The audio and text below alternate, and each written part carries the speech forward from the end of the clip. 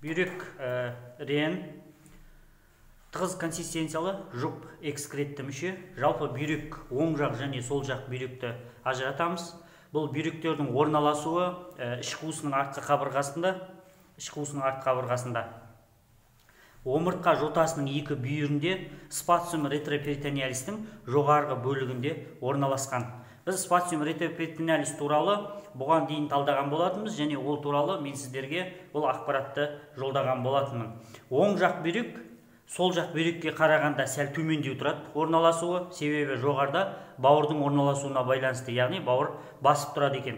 Сол жақ бүйрек скелеттопиясына келетін болсақ, екі бүйректің соқтан аздап ерекшеліктері анықталады. Сол жақ бүйректің жоғарғы ұшы 11-ші кеуде омыртқасының ортасының деңгейіне сәйкес келеді, ал төменгі ұшы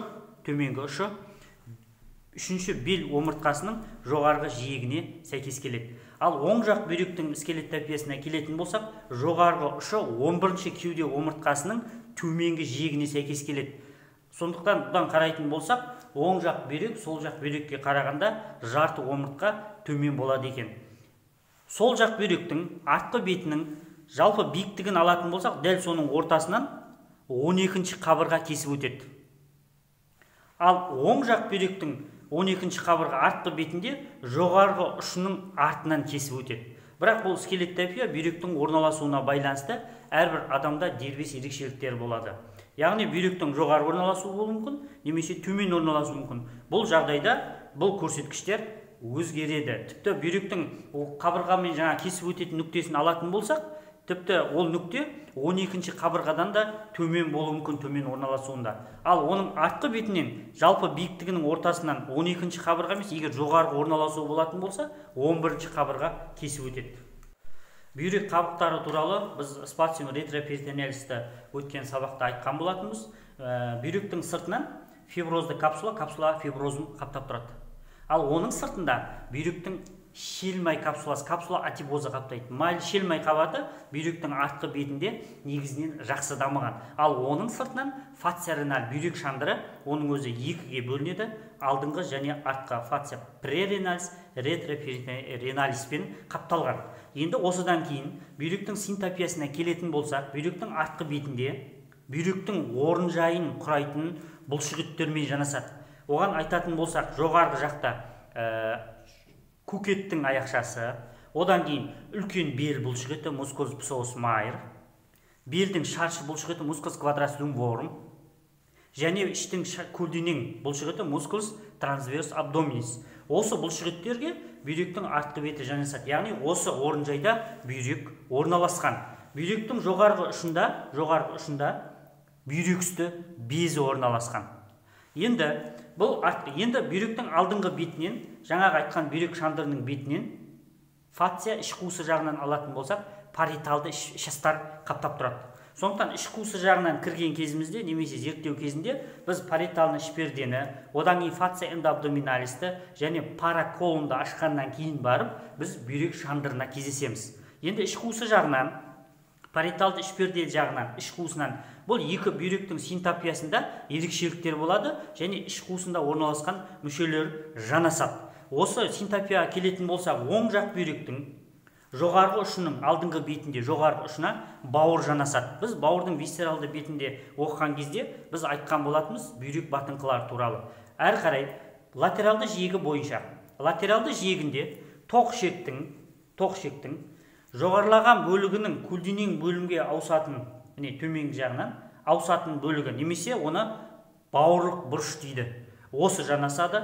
Ал медиалды жиегінде, міне қараймыз, 12-ел ішектің төмендеген бөлігі жанасып тұр. 12-ел ішек жоғары бөлігі, төмендеген горизонтальды бөлігі және жоғарылайтын бөлігі. Міне 12-ел ішектің төмендеген бөлігі жанасады екен.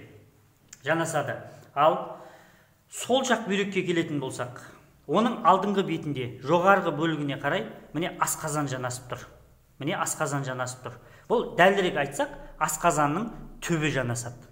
Ал латералды жиегінде талақ, көк бауыр дейміз, және тоқ ішектің көлденең бөлігінің төмендеген бөлімге ауысатын бұрышы, иіні немесе оны көк бауырлық бұрыш дейміз, сол жанасады екен. Медиалды бүйректінде бүйрек аяқшаларының деңгейінде, бұл жерде міне ұйқы безі, дәлірек айтсақ, міне ұйқы безі кетіп барады. Ұйқы безінің құйрығы жанасады. Ал төменге қарай, төменгі жағына міне жіңішке ішектің тұзақтары жанасады. Бүйрек аяқшасы қолқан мен төменгі қуыс венадан бүйрек қақпасына қарай бағытталған, негізгі бағыты бойынша жоғарыдан төмен қарай бағытталған. Бүйрек қақпасында бүйрек аяқшасының элементтері келесі реттілікпен орналасады. Артында бүйрек түбегі мен несепақардың бастапқы бөлімі. Бұл құрылымның алдында және жоғары бүйрек артериясы орналасады.